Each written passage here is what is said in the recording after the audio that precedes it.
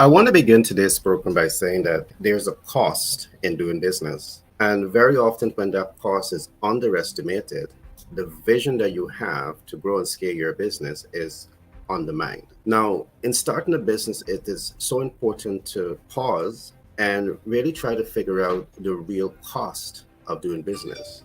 Now, there is a human resource cost, there's technical resource cost, and there's also the capital resource cost. Today, I will discuss the cost of doing business, but more so, I want to give you strategies that will help you to optimize your success in business, attain your sales objective. The concept we call it the MVO, which is the minimum viable offer.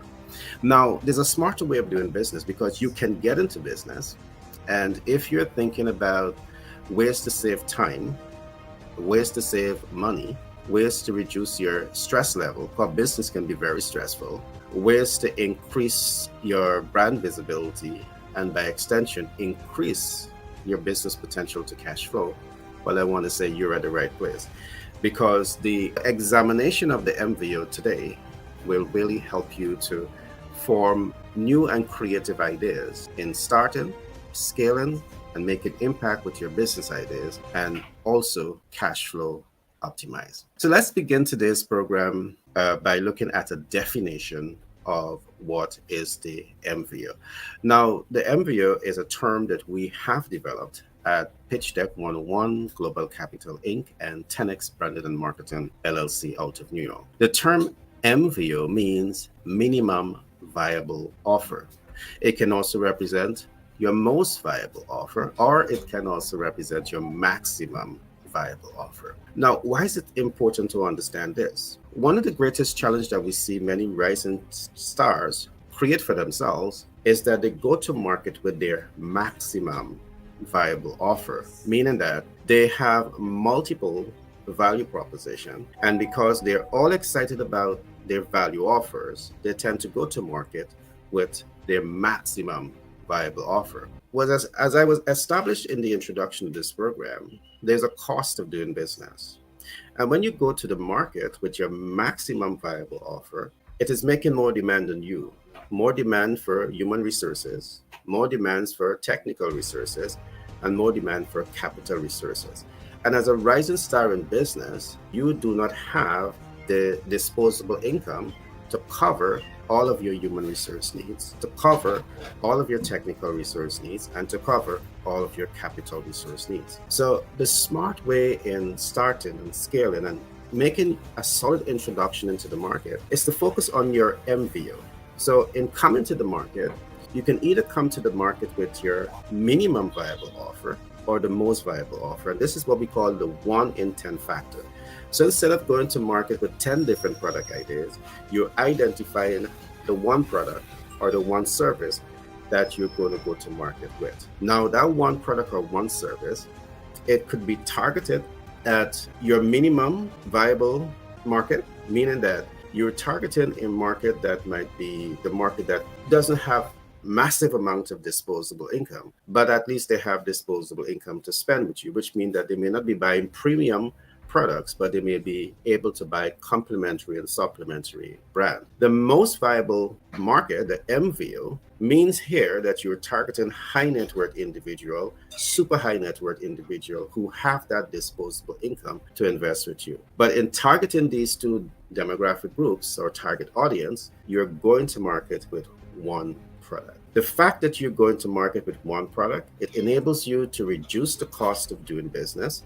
It enables you to accelerate the speed of doing business. It creates the opportunity now where you have less human resources, less need for human resources to introduce your products and your services to the market. This also gives you a chance to target your market with more clinical precision, innovate products and services to achieve higher degree of impact, and at the same time gives you an opportunity because you're targeting with clinical precision, you're making impact, you're now able to optimize client conversion and by extension increase your business potential to cash flow. And this all helps significantly in reducing the cost of doing business. So we have talked in the brief about minimum.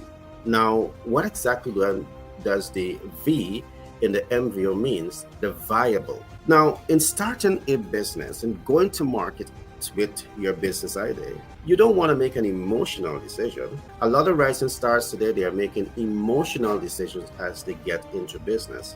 You want to make an educated decision.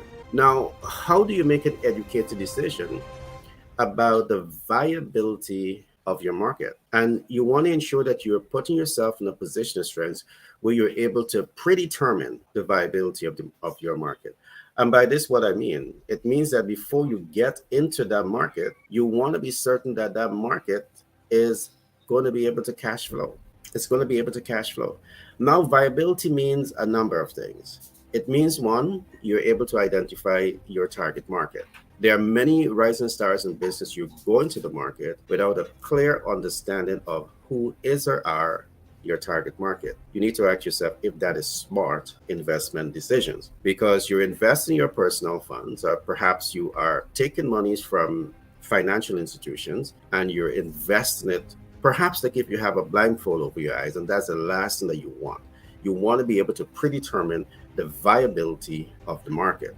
And how are you able to predetermine if the market is viable? You want to know who is your ideal client. You want to identify the market size, because it's only from market size that you will be able to predetermine the potential of that market to cash flow. That is what we call smart investment decision. Step two, you want to ensure that your MVO is aligned to your specific target market. Again, if you're getting into business and you're making an emotional decision, you don't know your target market, you're innovating products and services.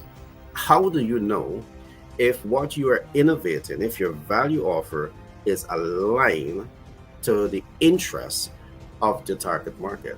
So we looked at two things. You want to identify your target market. You want to know that you can access your target market. You want to ensure that your value offer is aligned to that target market. Now, as you look at aligning your value offer to the ideal client, you want to ask yourself also, are you reaching an urgent need? And are you reaching an immediate need of the ideal client? Depending on the urgency and the immediacy, this literally will influence the demand curve. Because if your products and services, they are not reaching an urgent and immediate need, the purchase can be delayed. All right, it can be delayed. And a delayed sale might never occur because you do not have any guarantee on when it's going to occur. And this again is another reason why we will always say, as a rising star in business, one of the smart investment decisions that you want to be making is to invest in data. Because when you have data, data literally enables you to unlock this type of information. So you're really able to make smart investment decisions, smart business decisions that's going to help you to make impact, optimize the business potential to cash flow, and win in business. So as you develop your MV, or your minimum viable offer, or your most viable offer, you want to be asking yourself, am I reaching an urgent need, or am I reaching an immediate need? And you want to be certain that you are clear.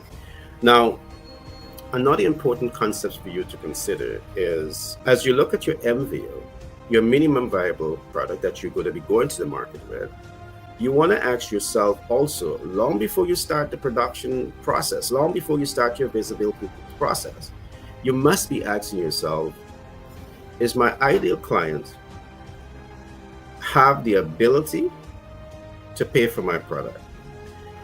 Now that they have the ability to pay for my product, do they have the willingness to pay for my product and services? Now, these are important questions that you want to be asking yourself. And in the absence of asking yourself these important questions, the possibility exists that you're doing business with a blindfold over your eyes, and that's going to undermine your business potential to cash flow. It's going to undermine you reaching the business strategic objectives. So I'm trusting that you're taking note based on everything that I'm saying here, and to recognize that the MVO, as we are introducing this to you, has tremendous benefits. All right, it's going to help you to reduce the time in launching your products. It's going to help you to reduce the cost of doing business. It's going to help you to achieve impact and visibility with a lower budget, because your budget is not spread on thin, because you're going to market with 10 value offer. You're going to market with a one, either the premium products or the supplementary and complementary brands. And doing it in this way gives you a tremendous competitive advantage, and it's certainly going to help you to reduce the stress that comes with doing business at sometimes. Business is a very exciting process, but I want to show it has its challenging moments. And having the right information is what is going to reduce your stress level and optimize your joy of doing business. And that is why we do what we do, because it's all about ensuring that you have the kind of information to help you to continue to make smart investment decisions. Now, what I want to do, I want to encourage you to reach out to us at Pitch Deck 101 LLC. We have produced a new book titled Master the Sales Communication Process. Now, Master the Sales Communication Process is not an ordinary book. It's a book that is going to give you a lot of information that's going to transform the way you do business. One of the reasons we have started this project is because we see 20% of business startups fail in the first year, 50% fail by year 5, and only 10% survive after the 10-year life cycle. For us, this was worrying because we are working with businesses across the world, and very often we see what is the reality on the ground. So we dig into this to identify those reasons why businesses are failing. And as we begin to discover those reasons why businesses are failing, we start to develop our system to help to reverse that process and increase the business chances of succeeding. It is very sad when we recognize also that, as private equity investors invest their hard-earned monies into businesses, only 2 in 10 survive. They only get 2 unicorns. So 8% of the businesses that they're investing in fail. Again, that was worrying, because when private equity investors take monies and allocate it to you to grow and scale your business, in most cases, they're not taking their personal funds. They are leveraging their relationships with sovereign wealth funds. And sovereign wealth funds may be deposit that countries are depositing for immediate and short and long-term investment. They may be taking capital from pension funds and insurance funds.